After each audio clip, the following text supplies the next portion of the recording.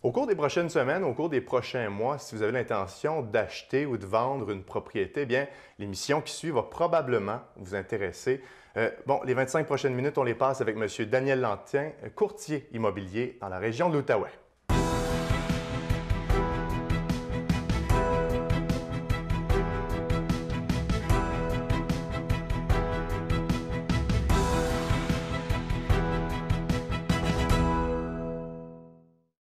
Bonjour à vous à la maison, je m'appelle Mathieu Daou. Bienvenue à cette dernière émission de la saison de Tribune locale.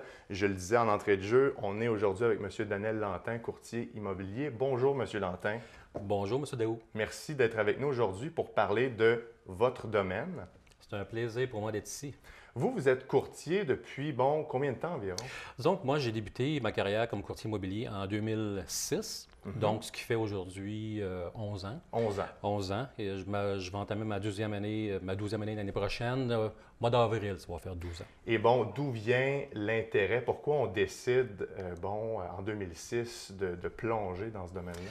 Oui, d'ailleurs, c'était un choix logique pour moi. Écoutez, j'ai œuvré longtemps, moi, comme gestionnaire d'entreprise. J'ai donné de la formation de vente.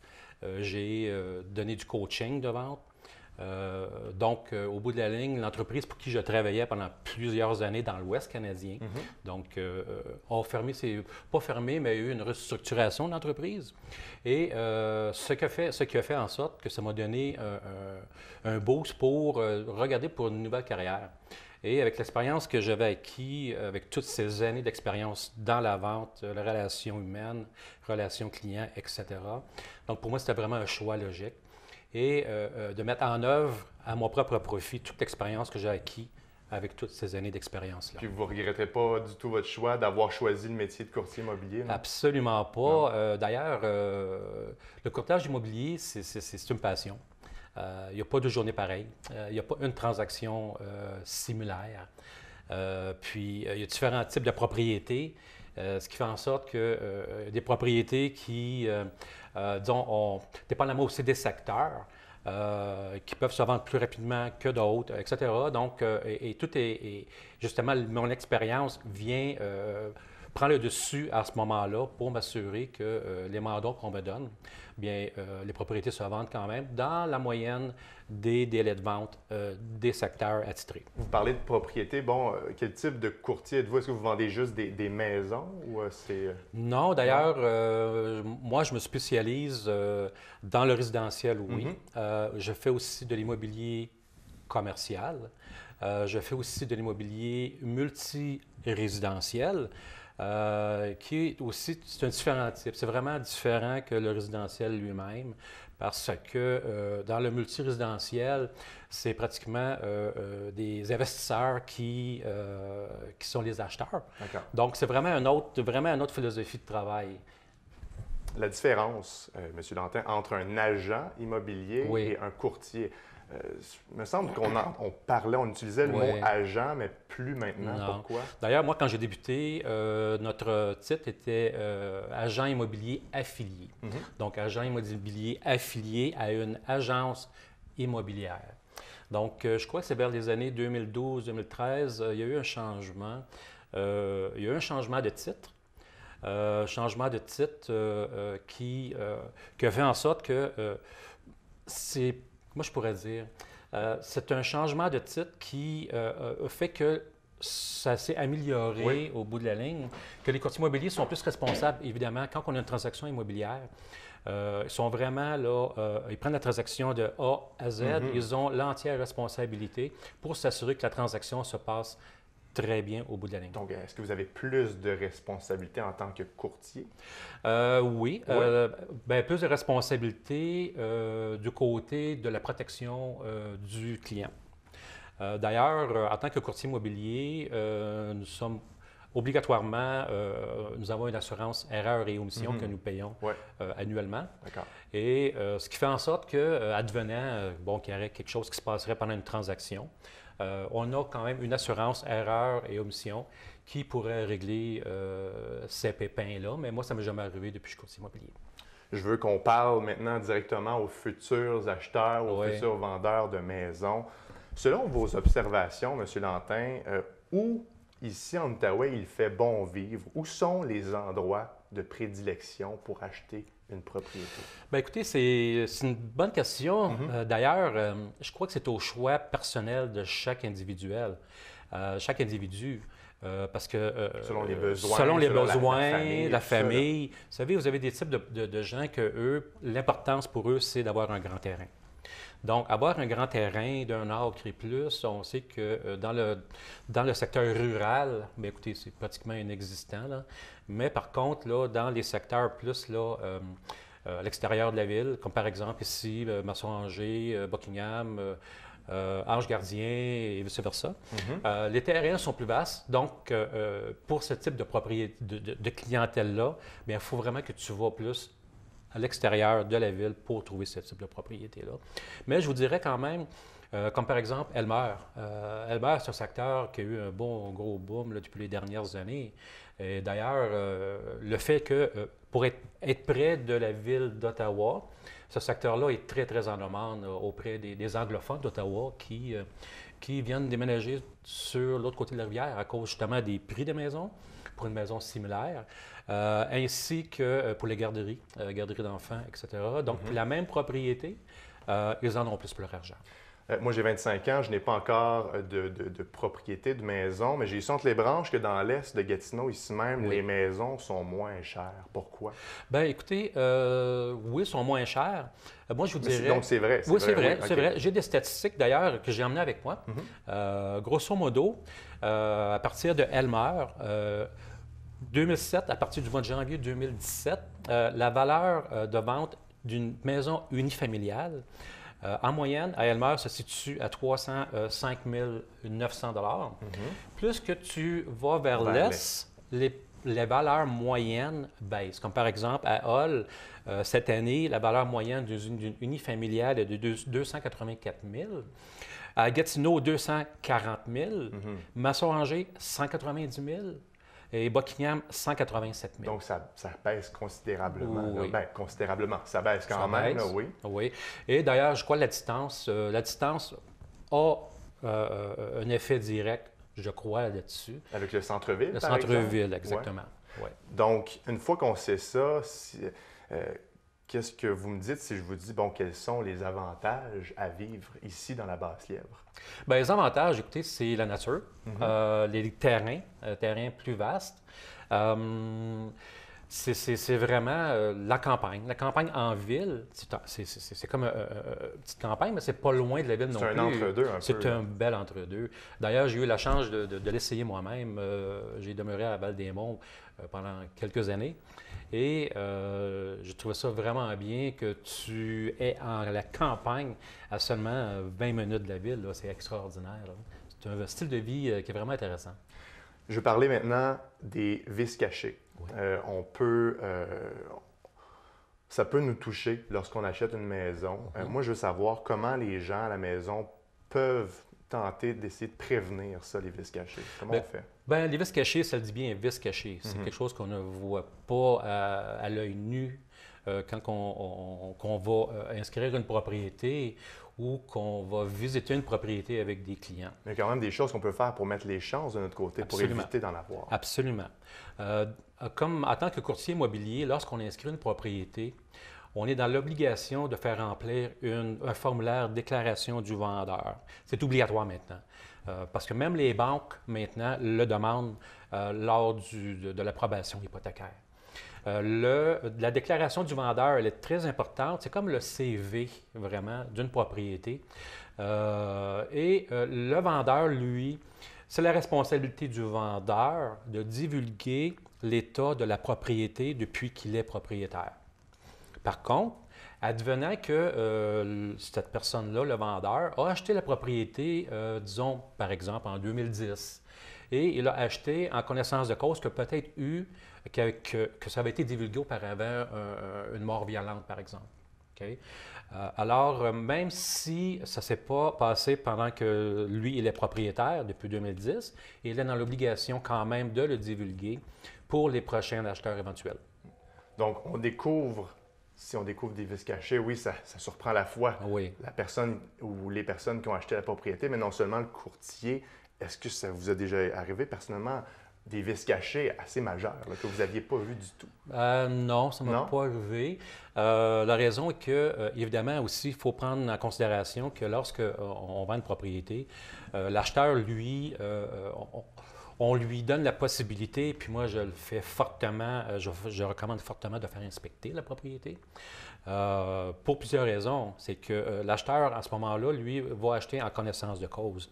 Advenant que que l'inspecteur découvre un facteur se rapportant à l'immeuble qui pourrait soit diminuer la valeur de la propriété ou d'en augmenter les dépenses, bien, à ce moment-là, par exemple, advenant que l'inspecteur découvre que, bon, il y a eu des fissures dans la fondation, que ça n'a pas été divulgué, qu'après avoir inspecté le comble, l'entretoit, bien, il découvre que de la moisissure, etc., puis que ça n'a pas été divulgué, bien, à ce moment-là, il y a plusieurs décisions que l'acheteur va avoir à faire. Premièrement, on pourrait demander, suite à cela, avec le rapport d'inspection en main, avec le coaching que je ferai avec mon acheteur, je pourrais lui dire, il y a 3 choses qu'on peut faire. Une, on pourrait demander une diminution de prix. Okay. 2, on pourrait demander, faire les demandes que le vendeur puisse faire réparer les choses à ses frais avant la prise de possession. Okay. Ou 3, l'acheteur va de l'avant, il achète la maison en connaissance de cause. Ou 4, il peut mettre fin à la promesse d'achat. D'accord. Donc, l'acheteur, lui, il est protégé en conséquence. C'est pour ça que moi, je dis toujours, faites inspecter. Même si c'est une maison qui est récente, faites inspecter. C'est important. Une autre chose aussi qui est important dans le rural, qui est différent. Dans le rural, souvent, comme par exemple à l'Ange Gardien, des secteurs où il n'y a pas les services de la ville, bien, c'est des fosses septiques. C'est des puits artésiens, des puits de surface, etc. Donc, on peut se faire prendre avec ça parfois. Bien, absolument. Donc, l'inspection dans le rural n'est pas seulement basée sur une inspection en bâtiment, mais aussi sur une inspection aussi qui est fait aussi pour les fosses septiques, pour s'assurer que tout fonctionne normalement. Donc là, lorsqu'on est en campagne, oui. On vend une maison, on achète une maison, il faut prendre en considération autre chose que ce qui se passe juste à l'intérieur du domicile. Absolument. Et aussi, en prenant en considération aussi que c'est des puits artésiens, ce n'est pas de l'eau de la ville. Donc, il faut aussi faire un test d'eau potable. Les banques le demandent, les inspecteurs le demandent, ce qui est très important. On vous le rappelle, on est avec, Daniel Lantin, courtier immobilier dans la région d'Outaouais. On prend une courte pause et on vous revient dans quelques secondes. Merci. La province de Québec peut compter sur une 50aine de télévisions communautaires pour assumer une couverture locale. 40 sont membres de la Fédération des télévisions communautaires autonomes du Québec. Les membres de la Fédération sont répartis dans 14 des 17 régions de la province de Québec. C'est 6,5 heures de production par semaine et de 2 heures d'information locale. 398 municipalités desservies au Québec avec un potentiel de 1,3 million de téléspectateurs. 932 bénévoles participent de près ou de loin à la programmation d'accès. Avec la contribution des bénévoles, les télévisions communautaires autonomes garantissent une programmation de proximité avec les gens de la communauté. Le besoin et le désir pour une télévision communautaire sont d'être le reflet de la réalité et des réalisations du milieu, tant qu'elles continueront d'offrir de l'information locale, d'impliquer leur population et de défendre les intérêts de leurs concitoyens, les TCA garderont leur raison d'être. On est de retour pour cette dernière émission de Tribune locale de la saison, toujours en compagnie de M. Daniel Lantin, courtier immobilier. Monsieur Lantin, je veux savoir, est-ce que selon vous, c'est normal, puis j'ai déjà entendu parler des histoires comme ça, est-ce que c'est normal d'avoir peur ou d'avoir des craintes des courtiers immobiliers en général? Est-ce qu'on devrait se méfier des fois? Bien, disons que c'est comme dans tout. Hein? Je veux dire, tu as des policiers qui sont plus efficaces que d'autres, tu as des institutrices qui sont pas meilleures que d'autres, mais qui ont plus d'aptitude que d'autres envers la communication, envers tout ce qui a rapport à la relation humaine. Non, écoutez, chaque courtier immobilier a pris des cours en conséquence, de la formation professionnelle en conséquence, pour s'assurer du donner du service adéquat à la clientèle. Par contre, c'est certain qu'on a toute notre personnalité, on a toute notre façon d'approcher les choses, d'approcher les gens. Puis je pense qu'une des choses que les gens devraient prendre en considération, c'est la chimie qui passe entre les deux. La chimie entre le client, vendeur ou acheteur, et le courtier immobilier, pour bâtir une relation de confiance. Puis je pense que c'est la base de tout. C'est la relation de confiance entre l'acheteur ou le vendeur et son courtier immobilier. Je crois que le métier de courtier, justement, est en grande expansion depuis les dernières années. Est-ce qu'il n'y aurait pas un peu trop de courtiers?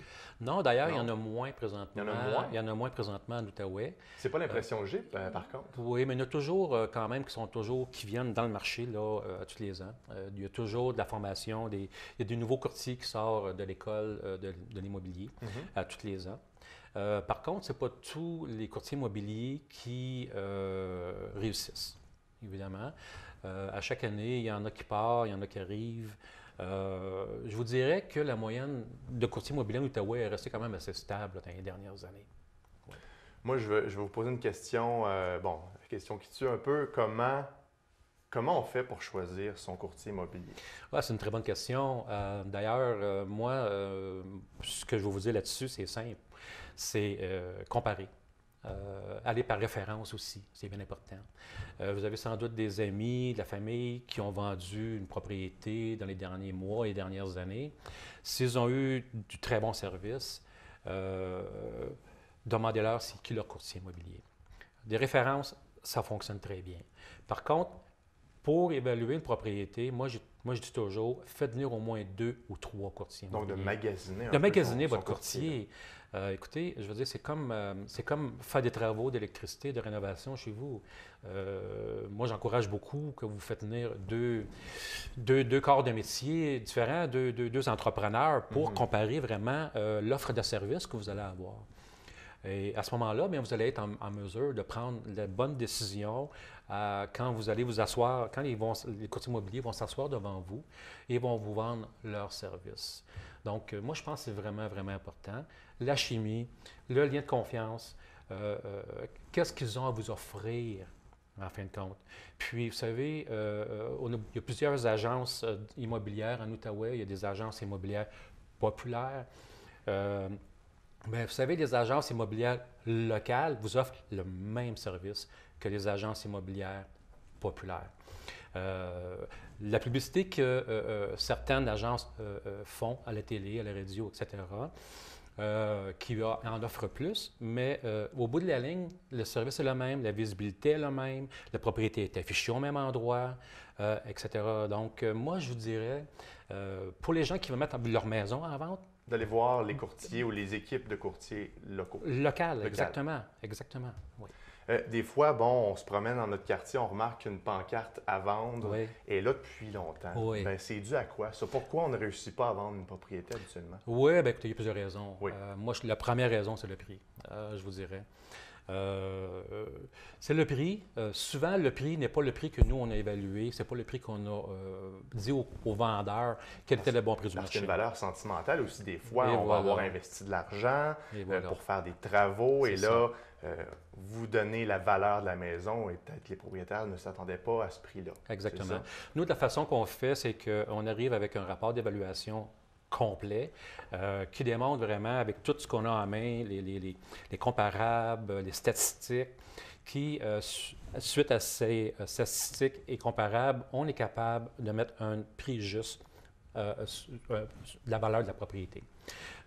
Et souvent, justement, à cause là, de l'émotivité, à cause là, des souvenirs que les gens ont eu de leur maison, ils pensent que leur maison vaut ça a une certaine valeur à leurs yeux. Mais au bout de l'année, pour l'acheteur, ça n'a aucune valeur. Absolument pas. Je veux parler maintenant concrètement du métier en tant que tel. Selon vous, quelles sont les qualités, les aptitudes à avoir? Pour les gens qui nous écoutent, qui peut-être voudraient devenir courtier comme vous, quelles sont les compétences à avoir pour en être un bon courtier? Oui. Ben, en premier, c'est d'aimer les gens. Courtier immobilier, je vous dirais 95 c'est vraiment du face-à-face, de relations humaines, vraiment. Deuxième chose, il faut vraiment être disponible parce que l'immobilier, c'est pas un horaire de 9 à 5. Ceux qui croient que, bon, à 9 heures, ils vont partir vendre une maison, ça ne marche pas de même. Le mode de vie est assez spécial. Le mode de vie est assez spécial. La disponibilité, elle est essentielle parce que souvent, même encore hier soir, j'étais chez des clients jusqu'à 11 heures du soir. Donc, conclure une transaction. Donc, ce qui veut dire qu'on ne sait jamais, on sait des fois à quelle heure qu'on débute la journée, mais on ne sait pas à quelle heure qu'on va la finir. Et ça, incluant les fins de semaine. Donc, l'honnêteté, c'est très important. Être honnête, dire les bonnes choses, les vraies choses à nos clients. Donc, pas le bullshit. Là. Tu donnes leur juste aux clients. Comme ça, bon, au moins, ils prennent leur décision en conséquence de cause avec toutes les informations qui vont leur avoir été données. En termes d'études, ça ressemble à quoi? Est-ce que c'est long? C'est un cours en courtier immobilier? Oui. Ça dure combien de temps? Bien, c'est une formation. Moi, quand je l'ai pris en 2006, c'est une formation de 300 quelques heures, je pense. Je me souviens bien. Mais par contre, aujourd'hui, c'est encore plus long que ça. Pour devenir courtier immobilier, ils ont rajouté des modules supplémentaires qui sont la formation, qui sont nécessaires selon vous? Qui sont nécessaires, d'après moi. Mais par contre, nous, on a aussi de la formation continue. Là.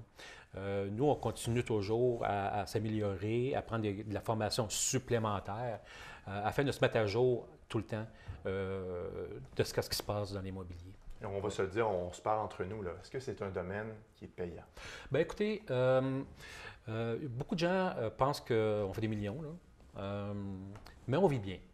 On vit bien. D'ailleurs, moi, je dis toujours, si les gens veulent aller comme courtier immobilier, il ne faut pas que ce soit le but premier. Il ne faut pas que tu dises... le salaire annuel. Non, il ne faut pas que tu dises « Ah, je m'en vais comme courtier immobilier, je vais faire 500 000 par année. » Ce n'est pas le cas. Je veux dire, ça peut être le cas avec les années d'expérience, avec ton réseau de contacts que tu as établi depuis les années d'expérience. Puis ça dépend aussi des transactions que tu fais. Mais par contre, oui, ça peut être lucratif, mais comme je dis toujours, à chaque année, le compteur est à zéro. Donc, à partir du 1er janvier, c'est une nouvelle année. Il ne faut jamais prendre rien pour acquis. Même si tu as eu une très bonne année, ça ne veut pas dire que ça va continuer l'année suivante. Il faut toujours que tu travailles fort pour aller chercher soit des inscriptions avec ta publicité, soit ton réseau de contacts que tu gardes en contact à tous les ans, parce que c'est eux vraiment qui vont t'emmener de la business, parce que tu leur as offert du bon service, ils vont te référer à leurs amis, ils vont te référer à leurs parents. Ça fait beaucoup de bouche à oreille. Puis moi, écoutez, c'est incroyable, cette année, j'ai eu beaucoup de clientèle que j'ai vendu leur maison là, les années 2009, 2010, 2011, puis ils m'ont rappelé cette année, j'ai remis leur maison en vente, je l'ai retrouvé une autre maison. Pour moi, là, c'est le meilleur cadeau que je ne peux pas avoir. C'est me rappeler pour soit revendre leur maison ou me référer à une connaissance, parce qu'ils ont aimé mon service et c'est du bouche à oreille, à fin de compte. Ouais. Rapidement, il ne reste pas beaucoup de temps. Les conseils que vous aimeriez donner à quelqu'un qui veut se lancer dans le métier, dans le domaine? Bien, dans le domaine, c'est qu'il faut être patient. Faut être patient. C'est un marché qui est très, très, très compétitif. Il faut avoir la coin dure. Je veux dire, il faut être déterminé. Il ne faut pas lâcher, surtout, parce que c'est facile de dire, c'est facile de lâcher. On disait que c'était quand même assez payant, mais si on n'est pas déterminé, ça ne fonctionne pas. Absolument. Absolument. Sinon, il reste une minute. Vos projets à plus long terme, M. Lantin, dans votre métier, quels sont-ils? Bien, écoutez, moi et mon associé François Adam, on a parti de notre propre groupe immobilier qui est le groupe Adam Lantin et Associés. On a d'ailleurs notre Facebook Adam Lantin Immobilier. Allez voir ça. On vous encourage d'aller aimer notre page. Moi, je vous dirais que nous, on a créé notre propre groupe pour une chose, pour vraiment servir, donner un service clé en main à nos clients.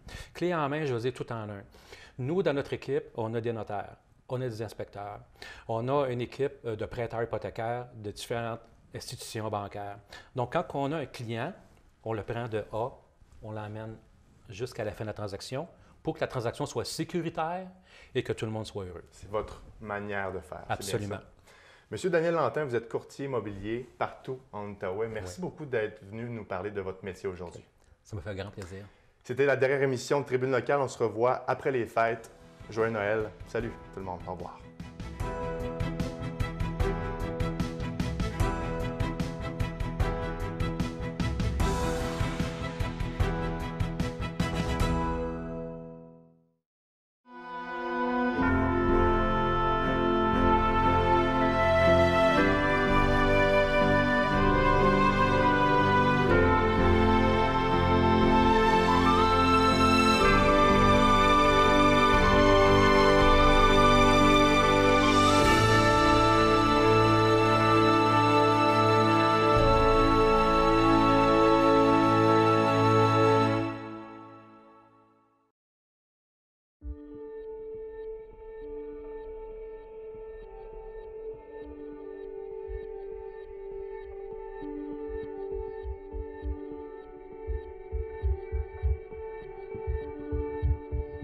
C'est triste. Je trouve ça triste qu'on est en voie de disparition de barbier. Je trouve ça triste qu'il n'y a pas d'étudiants qui s'en allent dans ce métier-là. Au Québec, le métier de barbier n'est plus enseigné depuis près de 20 ans. Le salon de barbier, qui autrefois avait un rôle central dans les villages, est maintenant en voie de disparition. Monsieur Lucien Desjardins est propriétaire du dernier salon de barbier dans le secteur Buckingham. J'ai travaillé à plusieurs salons, 3-4 salons. Puis à un moment donné, dans ma tête, ça tournait. Je me disais, un jour, je vais avoir mon salon. Mais je voulais avoir mon salon dans Buckingham. Fait que je laisse chez un barbier à Buckingham. Ce barbier-là, il m'a appelé. Il dit, Lucien, il dit, je prends ma retraite. Il dit, si tu vas avoir mon salon, je vais te le louer. J'ai dit à ma femme, tu vois, à mon épouse, j'ai dit, ouais, là. Les cloches viennent de sonner pour moi. Je donne ma notice à Gatineau, puis je m'en viens à Buckingham. C'est là ma ville. Aujourd'hui, pour exercer le métier de coiffeuse ou coiffeur, on doit obtenir un diplôme d'études professionnelles. À l'époque, devenir barbier était un peu plus laborieux. Il fallait être à 10e, dans ce temps-là, 10e année. Puis il fallait suivre un cours de 8 à 9 mois à l'école Bondi Barber School à Ottawa. Il fallait avoir un diplôme de pratique, un diplôme d'hygiène. Après ça, il fallait que tu travailles 3 ans avec un autre barbier pour aller passer d'autres examens après 3 ans devant des professeurs. Si les études diffèrent, les qualités sociales ont toujours été les mêmes. Le moment heureux d'un salon barbier, c'est ça, c'est la communication face à des clients. Puis, mais il y a des affaires, il ne faut pas que tu parles d'un salon barbier. Religion, politique. J'adore les clients. Il y a des discussions qui partent des fois, là, puis on rit. Des fois, ça n'a pas d'allure.